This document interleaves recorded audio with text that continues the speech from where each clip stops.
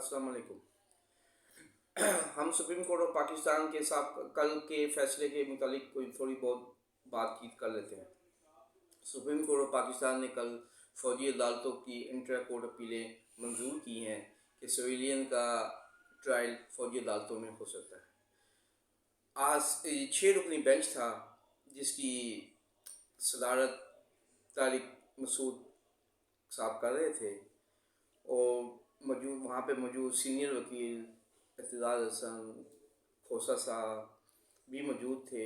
उन्होंने दलाइल भी दिए और ऑब्जेक्शन भी किया तारिक मसूद के ऊपर कि आप इस बेंच पे नहीं बैठ सकते, लेकिन लिहाजा जो सुप्रीम कोर्ट ऑफ पाकिस्तान में गुज़िश्ता दिन हुआ वो कोई अच्छी बात नहीं हुई, तू मैं भी हुई।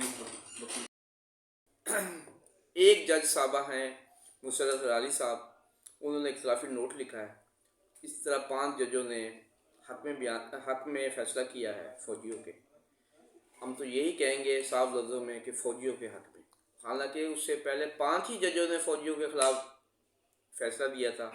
अब हमें समझ नहीं आती कि 5 ही जज अब हैं, 5 ही जज पहले थे, एक ने इख्तिलाफी नोट दिया। लिहाजा देखते हैं, लेट्स सी आगे क्या होता है।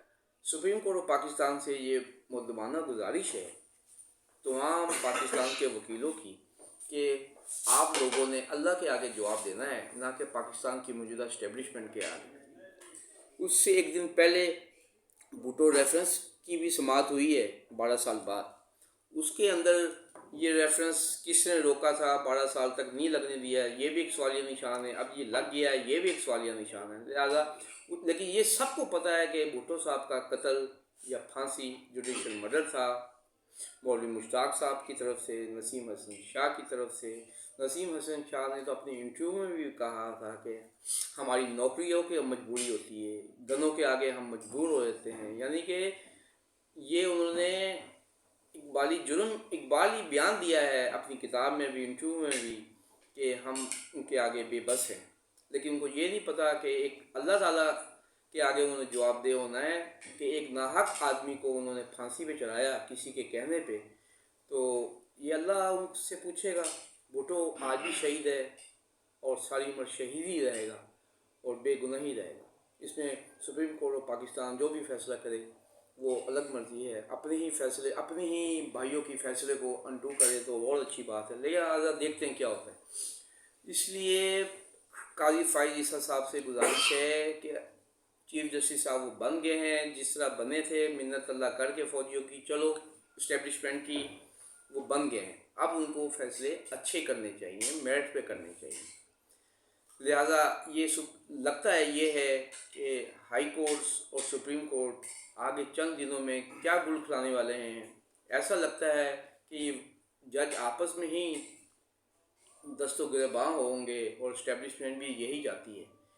दूसरी तरफ सियासी पार्टियों की मौजूदा हालत है वो कोई इतनी अच्छी नहीं है। नवाज शरीफ साहब चाहते हैं इलेक्शन ना हो, जरदारी साहब चाहते हैं इलेक्शन ना हो, बिलावर साहब चाहते हैं इलेक्शन ना हो, फजलुर रहमान साहब चाहते हैं इलेक्शन ना हो। इस दौरान दहशत गर्दी के वाक़यात भी मुल्क में होने शुरू हो गए हैं, ये भी एक सवालिया निशान है। हमें तो समझ ये नहीं आती कि ये इस्टेब्लिशमेंट का गुस्सा कहाँ जाके रुकेगा, इस मुल्क को किस तरफ लेके जाएगा। एक ही अदारा है जो हाई कोर्ट्स और सुप्रीम कोर्ट है, लेकिन वो भी अब उन्होंने मुंतशिर कर दिया है। इस मौके पे किसके साथ ज़्यादती हो रही है, किसके साथ ज़्यादती नहीं हो रही है। कल को यही जज इंटरव्यू दे रहे होंगे नसीम हसन शाह की तरह कि जी गन वालों ने हमें ये कहा, गन वालों ने हमें ये कहा, हमें ये करना पड़ा। उन गन वालों को भी सोचना चाहिए कि इस मुल्क को अच्छे तरीके से चला लें, ना कि गन के ज़ोर पे चला लें।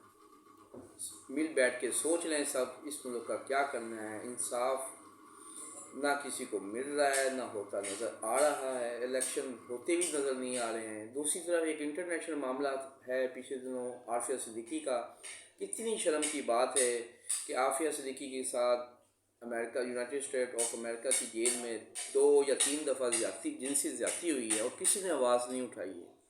वो मुशर्रफ साहब फौत हो गए, अल्लाह को प्यारे हो गए, उन्होंने हवाले किया था। उसके बाद गवर्नमेंट ऑफ पाकिस्तान ने आज तक सीरियसली आफिया सिद्दीकी के बारे में, उसकी वापसी के बारे में कोई तंगो दो या कोशिश नहीं की।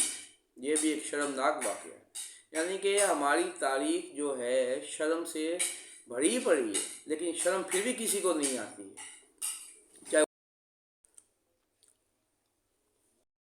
آج لگا ہوا تھا سپریم کورٹ پاکستان میں، جو حامد خان صاحب نے کل کی پیشی لے لی ہے اس کے اوپر، اس کے اندر بھی قاضی فائز صاحب اس کی پریزائڈ کر رہے ہیں اس بینچ کو. لہٰذا ہمیں امید ہے کہ شوکت صدیقی صاحب کو بھی، جو سابقہ جج رہے ہیں ہائی کورٹ کے، اسلام آباد ہائی کورٹ کے، ان کو انصاف ملے گا، اور ان کی جس طریقے سے ملازمت سے نکالا ہے اس کے اوپر بھی کوئی اچھا فیصلہ آئے گا. امید تو یہی ہے. لیکن سب کو اللہ کے آگے حاضر و ناظر ہونا ہے، سب کو چاہیے انصاف کریں، لیکن نظر نہیں آ رہا انصاف ہوتا ہوا. اسٹیبلشمنٹ مکمل طور پہ حاوی ہے. الیکشن ہوتے نظر نہیں آ رہے، ٹکٹیں دیکھتے ہوئے کہ کوئی لینے کو تیار نہیں ہے، وہ دینے کو تیار ہیں، وہ لوگ لینے کو تیار نہیں ہیں. جس کی ٹکٹیں لینے کو لوگ تیار ہیں ان کو ٹکٹیں دینے کے لیے اسٹیبلشمنٹ اجازت نہیں دے رہی ہے. پتہ نہیں کیا ہو رہا ہے اس ملک میں. لہذا ہماری بہتمانہ گزارش ہے سب لوگوں سے کہ ہوش کا ناخن لیں، کہیں دیر نہ ہو جائے، اور بعد میں بھی یہ نہ کہیں کہ 1971 میں جو ہوا تھا وہ 2023 یا 2024 میں نہ ہو. اور السلام.